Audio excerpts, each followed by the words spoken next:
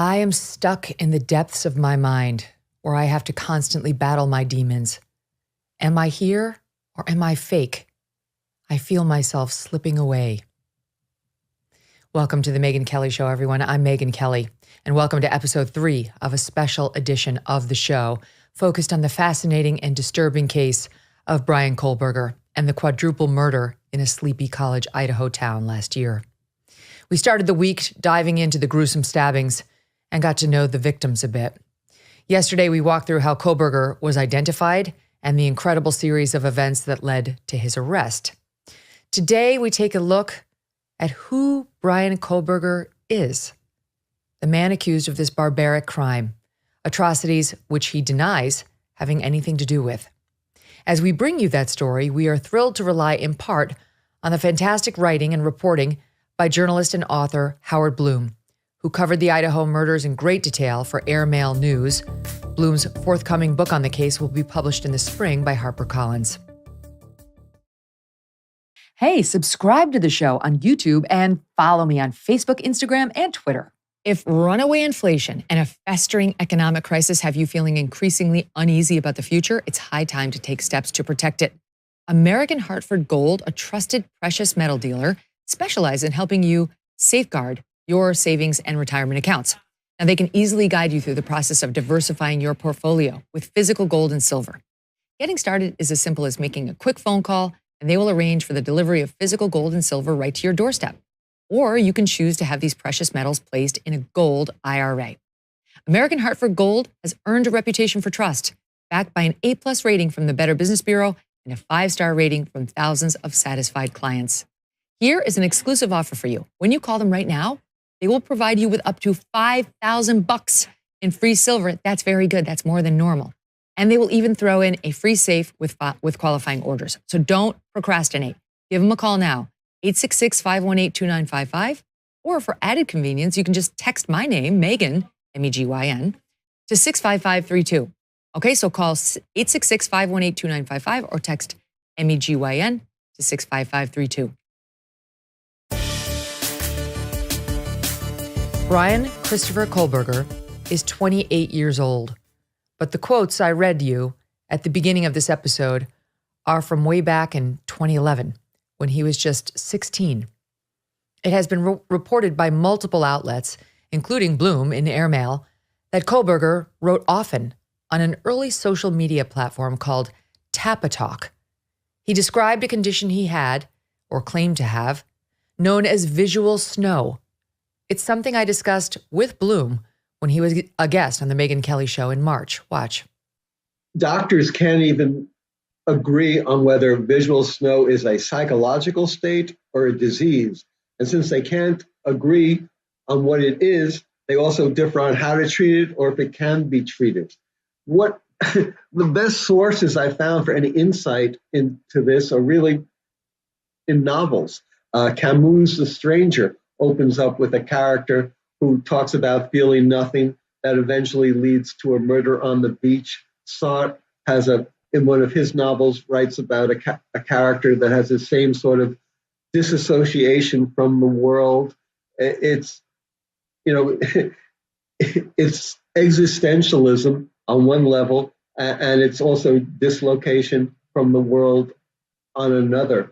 And if if everything means less than zero, as Elvis Costello sings, then you can do anything. Anything is then justified because it doesn't matter. From Bloom's reporting, they are the raw, bedeviling forces that drove him, he explains, to contemplate suicide. They are the painful demons, he wails to a friend, that drove him to search for a sort of relief by mainlining heroin. And at the root of all his swirling emotions, he diagnoses in the online postings with an unwavering certainty, is visual snow. Visual snow is a rare but very real and chronic neurological condition. To those who suffer from it, the world is viewed through a glass darkly. It's like looking at a television screen and the pictures fluttering. The image is obscured by amorphous grayish waves and scattering, flickering dots. But is it a disease or is it a psychological condition? Doctors, according to the sparse literature, throw up their hands in frustrated confusion. They just don't know. And what can't be diagnosed is even more difficult to treat. But for the teenage Bryan Kohberger, if his online posts are any reliable guide, visual snow had at times buried his existence in an avalanche of despondency and desperation. His posts were calls from the wild. Some of Kohberger's most telling teenage posts give us a window into who he might become. We have voiced them over here. October 29th, 2010. I have completely disconnected from reality. I feel all the time that I'm living in my own reality. It seems as if my brain chemistry is altered from this, even though I am certain it's not. First, I felt very uninterested in the things I usually like to do. But then it changed to the point I saw no reason for anything, and everything became boring to me. It feel at times completely disconnected. And as if I can't live like a normal person. When I think about my future, I think about how I will barely remember my mother and father, etc. Because I have an altered memory and also have been unable to think of them due to the 10 things I think about nonstop all at once. Visual snow, altered brain, tinnitus, disappointment, regret, etc. I think that possibly I could have brought this onto myself from post-traumatic stress disorder or something similar, but I can't tell what it is. I remember how it was before and remember that I felt like it before. It is all real bullshit. If I have any chemistry change, I have this detox program that can fix it. May 12th, 2011. I always feel as if I am not there, completely depersonalized. Mentally, I experience fog, lack of comprehension at some times. Feel like my life is a movie. Depersonalization, depression. No interest in activity, constant thought of suicide, crazy thoughts, delusions of grandeur. Anxiety, poor self-image, poor social skills, no emotion. I feel like nothing has a point to it. When I get home, I am mean to my family. This started when VS, or visual snow, did. I felt no emotion, and along with the depersonalization, I can say and do whatever I want with little remorse. Everyone hates me. Pretty much. I am an asshole. July 4th, 2011. I've had this horrible depersonalization go on in my life for almost 2 years. I often find myself making simple human interactions, but it is as if I'm playing a role-playing games, such as Oblivion. I can see what is going on. I am slightly into it, but I can pause the game and focus on my real life. In this case, my life is the game, and my old self can be reached by pausing the game. But how? I often think of things that humans do, things I have done my whole life. I feel like an organic sack of meat with no self-worth, as I am starting to view everything as this. Everything I have ever done makes no sense. How did things get this way? How am I wearing this shirt? And who decided that humans shall wear shirts like this? Are we all just advanced animals with possession? Or is there more? More that I can't see. I can't connect. I view everything as if I would if I was playing Oblivion. Pointless and full of nothing, out of reality.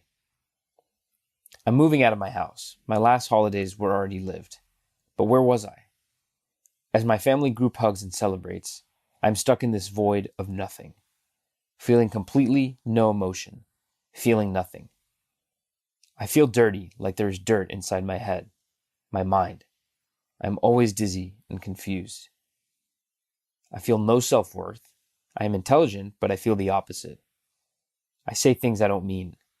The last holiday in my house, the house I grew up in, the house I once contributed to, the house I once felt at home in, is past. As I hug my family, I look into their faces. I see nothing. It is like I am looking at a video game, but less. I feel less than mentally damaged. It is like I have severe brain damage.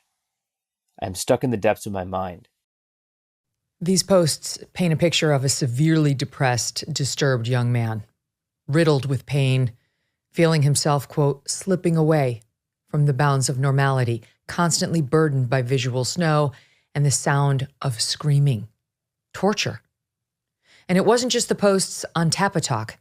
As Bloom lays out, there was also bristling anger uncovered by internet sleuths who have traced his teenage email to a posting on SoundCloud. 11 years ago, Kohberger's defiant moods took flight in a howling rap song. "You are not my equal. You are evil, but I'm the devil," he challenges. Listen. And your life, you get no sequel. Leave your loved ones crying like some seagulls. You are not my equal, you are evil, but I'm feeble. And now I'm going regal. Of course, Bloom writes, these posts and lyrics are the work of a teenager. More than a decade has flown by since they were written. Nevertheless, perhaps the anguish posts and the ferocious song are also a warning. Out of words come events. The future cannot exist without having been envisioned in the past, and one more puzzlement in this case must be confronted. Are these teenage thought dreams the intimations of an adult future? During high school, reports suggest Kohberger was a bit of a misfit and an outcast. He was overweight, and according to friends who knew him at the time, he fell into drugs, first marijuana and then heroin. He began focusing on eating healthier, found kickboxing, began to lose weight in the process.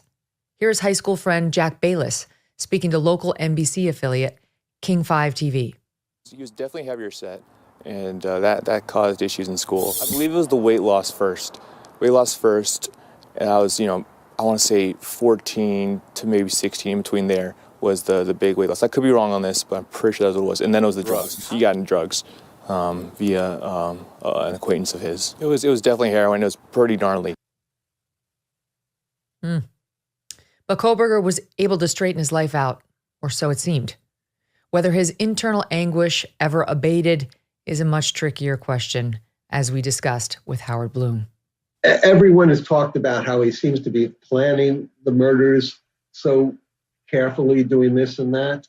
I think he was really spending the past year at least trying to overcome all his internal demons, to not try to find a way to prevent himself from killing people.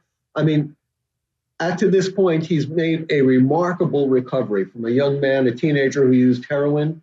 He's gotten into a junior college, then succeeds to get into college, and winds up at a very reputable graduate school in criminal justice where he's a teaching assistant. He's doing everything. He's pushed his father out of his life. Now he's taking his father back into life.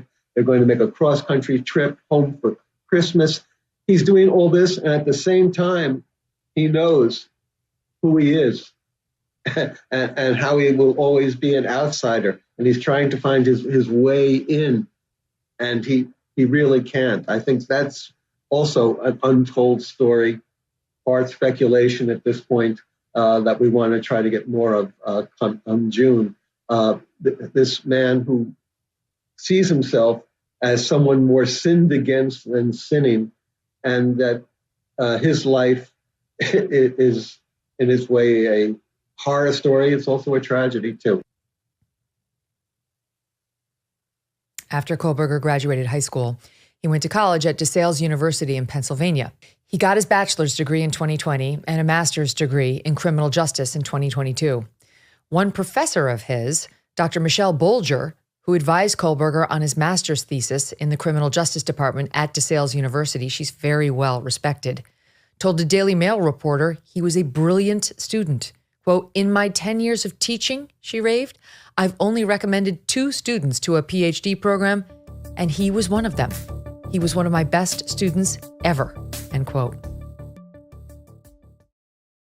The Mysterious Case of Rudolph Diesel by Doug Brunt. It's officially a New York Times bestseller, as well as an Apple Book of the Year, an Audible Book of the Year. It's even been optioned for a movie. Rave reviews from The Times, The Journal, Publishers Weekly, and more, calling Diesel a wildly enjoyable ride. It is a page-turning thriller about the greatest caper of the 20th century, all involving a man whose name you likely see at the gas station every day, but probably had no idea was at the center of one of the greatest mysteries of all time. Don't miss out on the book everyone's talking about. It will make the perfect gift, The Mysterious Case of Rudolph Diesel. The October 15th tax deadline has passed. Maybe you noticed that. Many of you might be feeling the pressure, sorting through the expense tracking, the estimated payments, all those deductions. It can be overwhelming. It might lead to a failure to file on time and a failure to pay penalties that then pile up on your tax debt. Stress, I get it. I have a recommendation for you. The attorneys at Tax Network USA have been absolute lifesavers for many. Their team has successfully saved clients over $1 billion in tax debt. Whether you're in the hole for 10 grand or you're staring at a $10 million debt, they are ready to help you. Even if you haven't filed in 5 years, or a whole decade, the expert attorneys and tax pros at Tax Network USA are equipped to secure the best settlement for you and to help resolve all tax cases no matter how it started.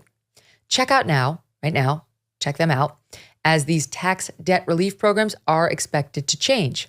Go to taxnetworkusa.com/Megyn. Again, that's taxnetworkusa.com/MEGYN. Here's more from those who knew him, including friends and classmates. He wanted to do something that impacted people in a good way. People were not his strong suit. And I think through his criminology studies, he was really trying to understand humans and try to understand himself. I think a lot of people who were close to him are feeling this massive amounts of guilt. Why didn't I see it? Did I miss something? Where did it go wrong? He seemed very comfortable around other people. He was fairly quick to offer his opinion and thoughts, and he was always participating fairly eagerly in classroom discussions.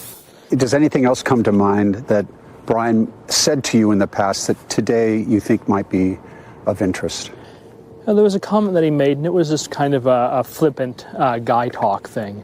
At one point, he just idly mentioned, I can go down to a bowl or a club and just have pretty much any lady I want. Looking back over the last 4 months is that I feel like there should have been signs that I should have seen, and I didn't.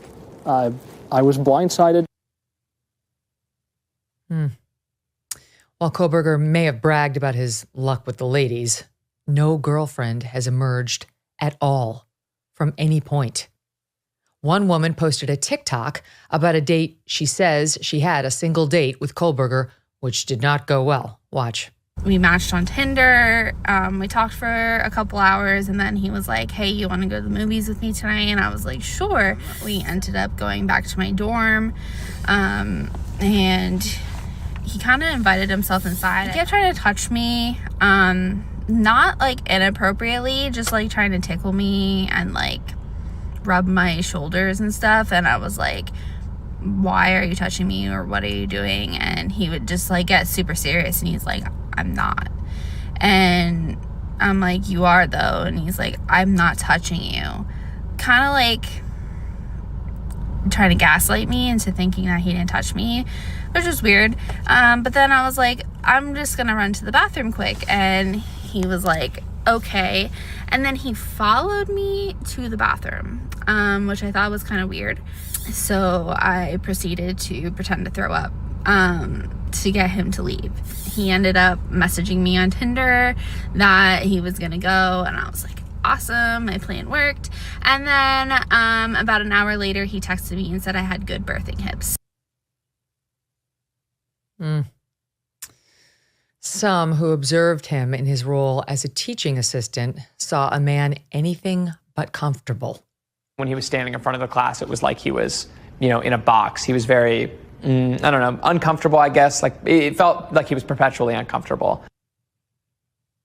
Though Kohberger's online postings appeared to stop, those ones that we went over when he was about 16, his criminal justice studies brought more public outreach, like the Reddit post from his time at DeSales asking for research participation from criminals. Some criminologists say it's pretty standard for the field to send things like this out, but still, it's chilling when you know what he would later be accused of.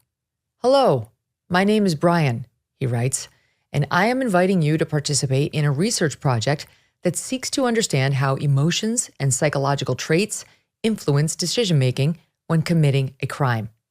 In particular, this study seeks to understand the story behind your most recent criminal offense, with an emphasis on your thoughts and feelings throughout your experience. In the event that your most recent offense was not one that led to a conviction, you may still participate. What sort of questions did Kohberger ask? Here's what was uncovered from the survey itself. Questions included the following. Did you struggle with or fight the victim? Did you prepare for the crime before leaving your home? Please detail what you were thinking and feeling at this point. How did you travel to and enter the location that the crime occurred? After arriving, what steps did you take prior to locating the victim or target? Please detail your thoughts and feelings. Why did you choose that victim or target over others? Before making your move, how did you approach the victim or target? Please detail what you were thinking and feeling. What was the first move you made in order to accomplish your goal? Please detail any thoughts and feelings at this point. How did you accomplish your goal? Please explain what you were thinking and feeling. Before leaving, is there anything else you did? How did you leave the scene? After committing the crime, what were you thinking and feeling? After DeSales, Kohberger moved west, a criminology doctoral student now at Washington State University. He began the program in the fall of 2022, mere months before the murders in the neighboring state. Almost immediately upon his arrival in Washington, he applied for an internship at the nearby Pullman Police Department. In the application essay, which Idaho cops later shared, Kohberger, with apparent self-affirming pride, wrote that he had an interest in assisting rural law enforcement agencies with how to better collect and analyze technological data in public safety operations. So what should we make of Kohberger's interest in criminology and his attempts to work with local police? It's a question I asked CIA officer and expert in deception, Phil Houston, earlier this year. In my mind, this fits into the category of what we call countermeasure behavior. So it's starting out, very early. And what I mean by early is there's still a months off from a killing, but in his mind, he may well have had something in his mind that he was going to do that was bad. So joining the police department or having some connection by the police department in his mind might very likely have served two purposes. First of all, from the persuasion context, he's an insider now. Why would anyone look at him, immediately as the perpetrator? And then secondly, if he's inside, it's possible he may get some access to what's going on in the investigation, to details of the investigation that may give him some more early warning if the police do start to zero in on him. It does not appear Kohberger ever landed that police internship. However, he did have a meeting with the chief of police. Inside Edition obtained an email exchange between Kohberger and Gary Jenkins, the top cop in Pullman, Washington at the time. Quote, "It was a great pleasure to meet with you today and share my thoughts and excitement regarding the research assistantship for public safety," wrote Kohberger. "Great to meet and talk to you as well," responded Jenkins. Jenkins would go on to take a job as the campus chief of police at Washington State University, the force that would later help identify Kohberger's vehicle as the one police believed was seen leaving the murder site that evening. After the murders, Kohberger may have returned to an old habit, posting about himself online. You see, there was massive interest in this case online, and several reporters believe Kohberger himself was among the crew on social media openly discussing the case. One Facebook user named Papa Roger was a regular poster in a discussion group about the murders. One of his posts seemed to indicate he knew something about the circumstances of the murder, or at least took a very lucky guess. Quote, "Of the evidence released, the murder weapon has been consistent as a large fixed blade knife. This leads me to believe they found the sheath," he wrote. This was before there were public reports that police had indeed found the knife sheath inside that house. Meanwhile, on Reddit, in the Moscow Murders group, Moscow being the town where the killings took place, one user named Inside Looking seemed to have inside details about the method behind the murders. Quote, speculation, it began. Quote, killer parked behind the house, approached property through tree line, entered sliding door and left it open, committed murders and exited sliding door. One knife, according to the coroner's statement. Time of murder, approximately 3:20 a.m. to 3:40 a.m., according to car fleeing scene and on camera on Highway 8, approximately 3:45 a.m. Vehicle left skid marks upon exit, end quote. Since Kohberger was arrested and held without bail, Papa Roger and Inside Looking have not posted on Facebook or Reddit. Negative dings on credit reports happen to all sorts of people from all socioeconomic backgrounds. Understanding the credit landscape can be extremely tough, and spending the time to dispute and repair these so-called dings can be a full-time job. Good luck to you if you already have one of those or if you have children. For starters, you have to deal with 3 separate credit bureaus, which is a massive headache. And I'm going to tell you from experience, it's unpleasant. It's stressful, and it's a lot to manage. It's also a common misconception that people with poor credit scores are just those who don't pay their credit card bills. They just blow it off. No, these can be very hardworking people who are negatively affected by divorce, identity theft, medical debt, student loans, or they're just folks who don't have the time or are too overwhelmed to fix this. But if you don't address negative credit items, they can come back to haunt you for years. And when it counts the most, like when you're trying to get a mortgage at a competitive rate. The good news is that our sponsor, Lexington Law, wants to help. Go to lexingtonlaw.com. Start today with a free consultation and review. Tell them Megyn sent you at lexingtonlaw.com. It's the Christmas and holiday season, which means there's only 1 week left for the Christmas and holiday season sale from Genucel. Time for gift giving, parties with friends and family, and getting compliments everywhere you go. And looking years younger thanks to Genucel. From now through Christmas, Genucel's most popular package is more than 70% off at Genucel.com. Treat yourself and a loved one to the best skincare in the world. See those troubling forehead wrinkles, fine lines, skin redness, pesky bags and puffiness, and even a sagging jawline disappear right before your eyes with Genucel's most popular collection. With its immediate effects product, see results in less than 12 hours guaranteed or your money back. Plus, included in every most popular package is your free hyaluronic acid serum for skin hydration. Visit Genucel.com/MK60 now and enter my special promo, MK60, for an additional 10% off your entire order. Every order today is instantly upgraded to free express shipping. Genucel.com/MK60. That's GENUCEL.com/MK60. As one might suspect, Bryan Kohberger's troubles were not limited to his head. His interactions with women were awkward and at times inappropriate, as we alluded to earlier. There were reports of him getting kicked out of a high school vocational law enforcement program after complaints from several girls, creepy interactions with women in college. And more recently, Dateline of NBC reported Kohberger befriended a female colleague at Washington State who contacted him after she thought someone had broken into her apartment. Kohberger helped her, reports NBC, by installing security cameras at her place. According to Dateline, authorities believed it was Kohberger himself who had broken into that apartment and that he installed the cameras so that he would be able to spy on this young woman, or perhaps something even more sinister.